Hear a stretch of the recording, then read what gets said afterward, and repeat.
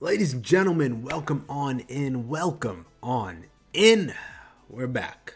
Some more One Piece. Last time we watched episodes 430, 431, 432. Today we're watching episodes 433, 434, and 435. Now in the last episodes, I went ahead and went back, jotted down some nice and studious notes. Episode 430. Got to see a nice little enemy alliance between Buggy and Mr. 3 and their plot to escape from Little Monkey D. Luffy and their little impel down escape plan, I guess you could call it. Which I don't blame him. Luffy's on a crazy quest to get down to level 5 and rescue his brother Ace, and I don't blame these guys for not wanting to go through even deeper portions of hell itself. But Impel Down is looking to be one of the more scarier areas that we've visited in this series. And look, we have gone through we have gone through a lot in this series. Yeah? We've gone through a lot of islands. We've gone through a lot of wild stuff. But this comes up there as one of the most torturous and devastatingly painful to watch island, or not even islands, areas that we've encountered so far. And you know what? Luffy is honorable and willing to take all this pain and suffering just to get his brother Ace. Which makes sense, you know. He's family. We see what he's willing to do for friends and family. And this dude, Luffy, he doesn't have a fearful bone in his body when it comes to adventure and all this stuff. But we finally got to learn more about my boy Jinbei, also regarded to as the Knight of the Sea. He's a whale shark fisherman with a former bounty of 250 million before he became a warlord. Guy has a very honorable soul about him. He takes, it's not pride, it's what's the word? What's the word? He has a like a knight's code. I guess that makes sense to call him the Knight of the Sea. He's got a very honorable code about him. He's like, it's respectable, and I like to see that he's sort of honoring Whitebeard's I guess you could say his the way he assisted them. Because he said that Whitebeard helped Fishman Island by claiming the island as his own and saying anyone that messes with Fishman Island is messing with him. So y'all got to get through me to get to this island right here. And seeing as how Fishman Island is basically the pirates' hub in getting into the New World, because nobody wants to go over to Mary Jo and through the whole Holy Land. You know, that's just something we do not want to revisit. But it's clear that because all the pirates are coming through there, Marines chasing them, there's going to be a lot of bloodshed. There's just going to be a lot of fighting and war and all this stuff. So also on top of that, just the discrimination towards fishermen, you know, the capturing of mermaids and this whole human trafficking and slavery thing that's going on. It was a shit show, to say the least. And Whitebeard was able to help them out. And Jinbei's honoring that, and he feels as though it's wrong to execute Ace. Although he's a part of White, technically, you know, they are the bad guys. If you want to look at it all black and white, just with a typical lens, they're the pirates. It's the government. They're doing their job. You know, that's what it's meant to be, right?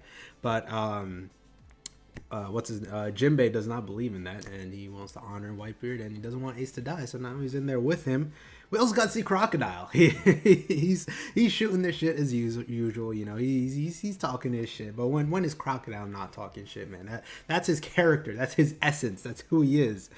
In episode 431, in the beginning of episode 431, we got to see Sengoku's little monologue, how pissed he is that Luffy is going out of his way to save Ace, and how much of a burden this is on the world government here. Like, he's just been causing so much trouble. This horrible grandson of the legendary Garp, who is like a military hero, it seems, and his reputation is the only thing that's saving his current position. Is just he's regarded as they have such a high regard for him, so that's why they're able to tolerate him. But Luffy's shenanigans is just getting under Sengoku's skin, clearly. And Garp seems to love it. You know, he's like, hey, look, he when we first saw him, he wasn't really proud of Luffy's choices to become a pirate. It's like a disapproving parent when you don't do like whatever career field or whatever you don't want to do that, and then your parents like mad about it. It's like the same thing with Garp, but at the same time, Garp is taking some type of pride in like, okay, look, he's doing what he's not doing what I wanted him to do. But he's still doing it really great. He might be a pirate, but he's a damn good pirate, and he sees that. He's like, hey, that's my grandson, man. If he's to do some bad shit, he's gonna do it well. And I like to see that. He's like, it's all right. You know what? You doing your own thing. That's what I like to see. Still, he's allowing the execution of his grandson, Ace. So it's like, I don't know. I don't know how that goes. But Sengoku's clearly had enough of it. The whole incident with Eni's lobby, hell, even going all the way back to take down Crocodile. I know damn well he knows that it was Smoke or whatever that took down Crocodile. That's their cover up, and he knows damn well who took him down. But all the way back to Crocodile, taking down these warlords, going through Eni's lobby, punching a Celestial Dragon and getting away with it. It's piling up, Luffy's resume over here of madness. The desert that I thought was a desert of sand of level 3, which was Famine Hell, was actually decaying bodies. That's just been covering up the whole entire floor of this prison level, and that's just... that is some fucked up shit, let me tell you. That is beyond anything that... like, we've seen some messed up stuff in this series, but that's just simply dark, you know. That's just... my god, that's just a little tidbit. I'm just like, really? You had to put that in there? Like, the knife was already in my gut from being an impaled down. Now you just have to push it in further. Like, it hurts. And then, you know, everything was alleviated. Everything felt better once they revealed my boy, Bon Clay. Bon Clay is back, ladies and gentlemen. The Okama way, the Okama Kempo is back to make its appearance. Episode 432, we were introduced to I don't know what to call her. Dominatrix seems like a light word for her. Like a torturer type of female. Sadie. They should just say the Sadie-chan. I'm gonna just call her Sadie. Hell no. That's all I'm saying about that. Hell no. That was frightening to watch. I'm not even going over that. No. Hancock tells Ace that Luffy isn't impelled down. I guess she's just giving him a heads up, sort of, just like, hey, look, your brother's here and he's about to come save you, and you should be on the lookout. In other news, Magellan's abilities seem to go a lot farther than poison, at least from what I can see. It seems it's more like acid. It's like corroding the ground, and the people that he touches with, they're melting. He was melting that one guy. It was literally turning to soup, and God, it's just like a pool of acidic. I don't even know what to call it. It's literally acid. It was melting everything around him. He had this thing, like, it was the Hydra that came out. Like, I'm not a big fan of poison. When you make it look like that, man, it's more than poison. It's like a purple. He's just the acid. I'm gonna call him the acid guy. You know, he's always on acid. You know, he's always tripping, bro. Not the drug, okay? Not the drug. All right, let's just clear that up. Anyways, Bon Clay was to the rescue at the end of episode 432, and that's where we left off. So let us stop talking here. Finally, get into the episode 433. Let us go. Oh no. Yo, Luffy lost. Oh, it's all up in his eyes and shit. Yo. Oh, I'm not even going back to that. That's disturbing. Jesus Christ. What was the play? He jumped straight into the mouth. Why? Luffy, you can't do that. You don't got backup up in here, bro. Everyone's gone. Even Bone Clay, man. Oh, I'm not going back to that. That was disturbing. He jumped right into the mouth of the Hydra. What did he think would happen?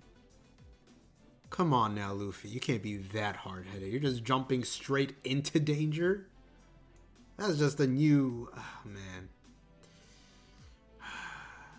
this is probably like, I guess, a reminder of what could have happened against Kizaru. Because if Kuma didn't come in and save them, with all that was happening, I feel like Luffy would have gone this far and gotten himself killed against Kizaru. Because we're seeing how far, like, he never wants to run. And the main reason he wanted to run last time was because his friends were in danger. His family was in danger. He didn't want to endanger other people around him just to get in a fight. But in this case, he's all alone. And he's not protecting, but he's on a rescue mission. So seeing how far Luffy would go to go up against someone that he clearly can't beat. He can't touch the guy.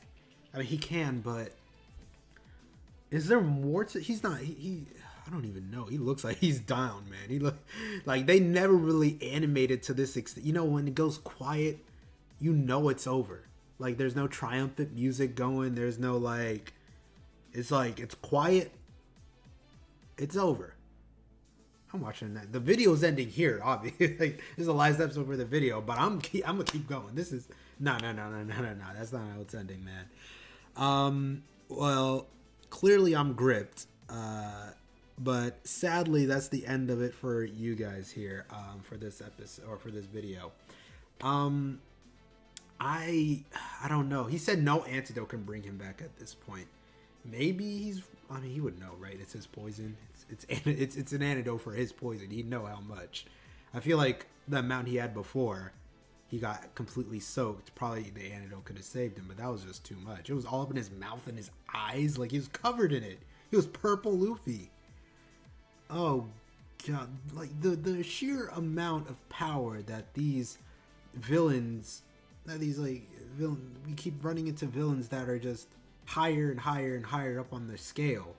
And usually I'd be mad about that. I'm just like, okay, why is there always someone stronger? Where's the peak? But we don't know what the peak is, but we know that there's always someone stronger. Like, it's been told, it's from the beginning. Warlords, admirals, marines, emperors, we know there are higher forces out there that we just haven't met yet. And now that we're starting to meet them, we know just how, I guess, outclassed the Straw Hats are. Like, we haven't gotten a W since Moria. We have not gotten a W since, like, a major W. I mean, not like, you know, small little fights here and there, grunts and, I guess, second in commands and all that. Like, those are fights, but I'm talking about these big leagues here. Admirals, this warden, emperors, probably. Like, these guys are, even some of these warlords that we haven't gotten to yet, they're on another level. Hell, probably some of the pirates that aren't considered emperors, like some of these pirates that we met, like maybe Law or Kid or whatever. Like, you know, they're probably stronger than Luffy too, for all we know. And we just keep running into these characters, and I'm just like, what does Luffy need to do to get a W? He has been like, oh my god, I don't know what. It's these abilities that he can't touch them. I think that's the main thing. These enemies he can't touch are what's hurting him. Logia and Paramecia. I guess he's Paramecia, right? I still don't know for sure. They never said explicitly, but Paramecia, like Miguel in here, if someone can turn their just control poison like that, or something else, like if it's flames like Ace, or just something that you can't touch, that's Luffy's main weakness here. Because he needs to be able to touch his opponent to fight him. But there are enemies that you can't touch. So it's like, what do you do in those situations? Luffy's just going to, you know, fall back on his only, like, the thing that's gotten him this far in the first place. And that's just to punch fools until he can't punch no more. But now he can't punch no more. We'll see what happens. I am frazzled, okay? I'm frazzled about this. Lord, I know he's got plot armor. I mean, how can the show continue without Luffy? He's not gonna die, but he's probably captured at this point. He's probably just gonna lock him up with Ace or something. I guess that's all I have to say, right? What else is there? Well, they never continued at this little encounter here. Could Bon Clay do something here? I don't know. Will he took them out, and they're just in the middle of their fight here. We didn't see the finale of this. They did say he's strong. Maybe he's going to lose. They'll just capture him all. I have no clue. He turned into whoever this is. Whatever female he got up his sleeve over here. I don't know. I don't know what's going to happen here. But, I guess that's it for this video, man. Next video, hopefully, we'll see the conclusion of this whole conflict here. And yeah, that's about it. Hopefully, you guys enjoyed these episodes just as much as I did. And I hope to see you all in the next one. Peace.